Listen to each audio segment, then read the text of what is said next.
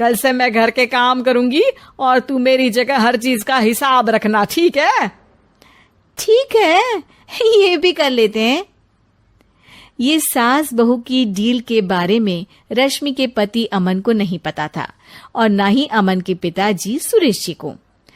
पर गेहूं के साथ साथ जैसे घुन भी पिस जाता है, ये दोनों भी पीसने वाले थे। सुबह अमन उठकर रेडी होता है ऑफिस जाने के लिए, तो पता है उसके कपड़े नहीं निकले हुए हैं। अरे रश्मि, तुमने मेरे कपड़े नहीं निकाले? अपनी माँ से पूछो ना, उन्हीं का काम है ये। अमन अपनी माँ के पास जाता है। अब मेरे कपड़े आज आप देने वाले हो क्या माँ? हाँ, देना तो मुझे ही चाहिए, पर तेरी बहू ने कपड़े धोने ही नहीं डाले, तो कोई भी धुला हुआ कपड़ा नहीं है बेटा। हैं? ऐसा क्यों? कपड़े तो धोने आप ही देते हो ना माँ? अरे बहू ने तुझे बताया नहीं, अब हम अदल बदल गए हैं। मैं अब बहू और तेरी बीवी सास। अमन परेशान हो गया। वो बिना इस्त्री के कपड़े पहनकर ऑफिस चला गया। सरस्वती जी अपने घुटने के दर्द के कारण झुककर घर साफ नहीं कर पा रही थी और ना ही खाना बनाना याद रख पाई। उधर रश्मि पहले ही दिन घर की चाबी घुमा चुकी थी और 300 रुपए का हिसाब अलग नहीं मिल रहा था। पर दोनों का ही घमंड कैलाश पर्वत से भी बड़ा था और दोनों ही खेमे एक दूसरे की बात मानने को बिल्कुल तैयार नहीं थे। शाम को जब सुरेश जी और अमन खाना खाने बैठते हैं तो सरस्वती जी उनके सामने गाजर और पपीते लाकर रख देती हैं। अरे माँ, ये क्या है? ख्याली पुलाव के साथ सलाद। माँ जी खाना बनाना भूल गई लगता है। अरे एक एक चमन्नी का हिसाब है मेरे पास, खाना बनाना कैसे भूल जाऊंगी? ये तो मैंने पढ़ा था कि फल फ्रूट खाने से सेहत अच्छी रहती है, इसीलिए ये ले, एक फल खा ले। रात को सुरेश जी और अमन अपनी मीटिंग बिठाते हैं अकेले में।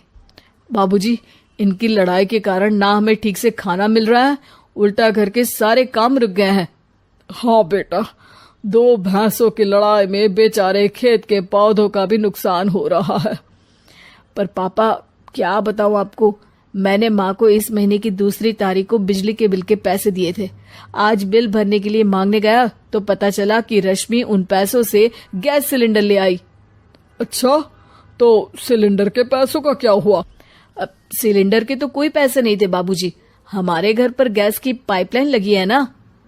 बेटा, इन दोनों का कुछ करना पड़ेगा, नहीं तो अपने घमंड के चक्कर में पूरा घर बर्बाद कर डालेंगी ये दोनों। अमन और सुरेश जी काफी सोच विचार के बाद एक निष्कर्ष पर पहुंचते हैं। रात ही को दोनों अपनी पत्नियों की अलमारी से नई साड़ी निकालते हैं और सुबह जब रश्मि और सरस्वती जी उठते हैं तो देखते हैं कि दोनों पति साड़ी पहनकर चढ़ाव पर सब्जियां काट रहे हैं। अरे, ये सब क्या हो रहा है? क्या हो रहा है मतलब? आप दोनों अदल बदल हो सकते हो तो हम क्यों नहीं? अरे क्या मतलब? नहीं नहीं, मेरी भी बचपन से किसी की बहू बनने की इच्छा थी, तो आज से सरस्वती तुम बड़ी बहू, मैं मिडल बहू और अमन छोटी बहू। अरे लेकिन सब घर पर बैठ जाएंगे तो कमाएगा कौन? ये घर कैसे चलेगा? अब वो तो भैया या बाकी लोग जाने, अब हमने भी अदल बदल कर ही लिया है तो कुछ नहीं हो सकता। रश्मि और सरस्वती जी को समझ में आ जाता है कि उन दोनों की आपस की डील के वजह से इन दोनों को बहुत तकलीफ हो रही है और उनके ईगो ने दूसरों को कितनी यातनाएं दी है। अब असल में माँ जी आप सही थी, सास बनना बहुत मुश्किल है। अरे हाँ बेटा, और तू भी, मुझसे तो नहीं हो पाया सब घर के काम, वापस बदल ले क्या? हाँ हाँ बिल्कुल माँ जी, और अब आप दोनों भी बदल लीजिए, कोई आ गया तो आप दोनों को देखकर क्या सोचेगा?